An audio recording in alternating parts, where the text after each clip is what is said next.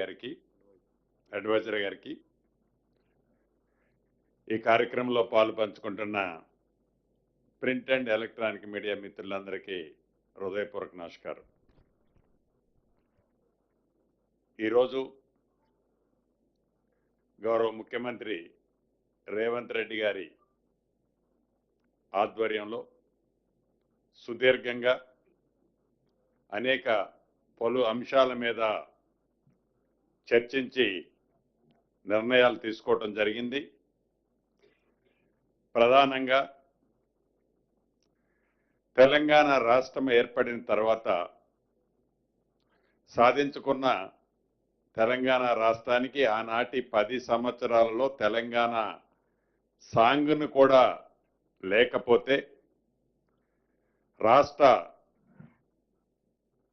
సాంగ్గా ఎవరైతే అందశ్రీ గారు జయ జయ హే తెలంగాణ సాంగ్ని రచించటమే కాకుండా తెలంగాణ రాష్ట్ర జాతీయ గీతంగా దాన్ని అనౌన్స్ చేసుకొని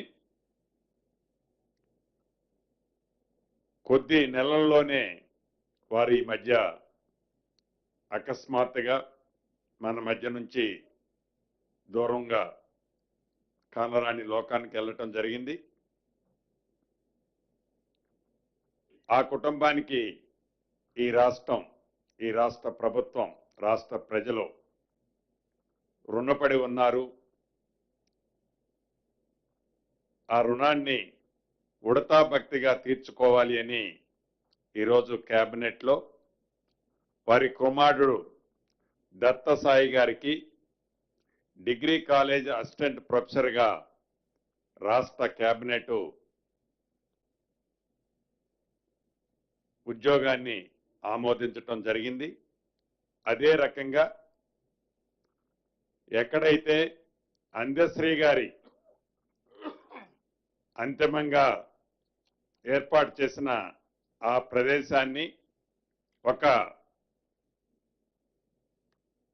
స్మృతి వనంగా కూడా ఏర్పాటు చేసే అంశాన్ని కూడా రాష్ట్ర కేబినెట్ తీర్మానించటమే కాకుండా ప్రతి పాఠ్య పుస్తకంలో ఫ్రంట్ పేజీలో అందశ్రీ గారు ఏదైతే రచించారో జయ జయ హే తెలంగాణ గీతాన్ని కూడా ప్రతి టెక్స్ట్ బుక్లో ఫస్ట్ పేజీలో ప్రింట్ చేయాలని రాష్ట్ర కేబినెట్ తీర్మానం చేయటం జరిగింది.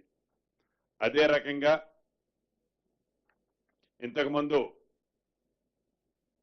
మా సహచార మంత్రులు వివేక్ గారు వచ్చి మాట్లాడిపోయారు.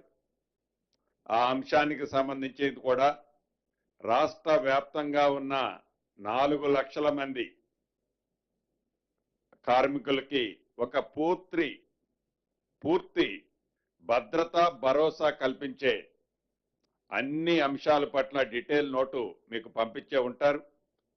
దాని పట్ల కూడా రాష్ట్ర కేబినెట్ మా నాయకులు రాహుల్ గాంధీ గారి ఆలోచనలకు అనుగుణంగా వారికి పూర్తి భద్రత కల్పించే విధంగా 4 లక్షల మంది, సుమారు 4 లక్షల మందిలో 3 లక్షల మంది వరకు హైదరాబాదు ఈ జిహెచ్ఎంసి పరిధిలోనే నివసిస్తారు. వారందరికీ పూర్తి రక్షణ, భద్రత, భరోసా కల్పించే విధంగా ఈరోజు చట్టాన్ని కూడా కేబినెట్ ఆమోదించడం జరిగింది.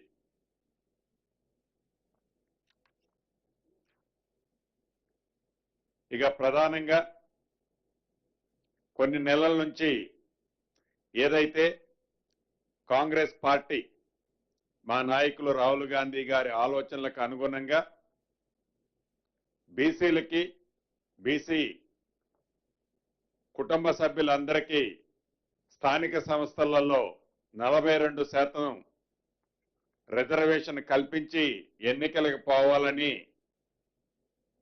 రాష్ట్ర కేబినెట్ అప్రూవ్ చేసి అసెంబ్లీలో పాస్ చేసుకొని బిల్లుని అది గవర్నర్ గారికి పంపితే అది గవర్నర్ గారి దగ్గరే హోల్డ్ అయింది.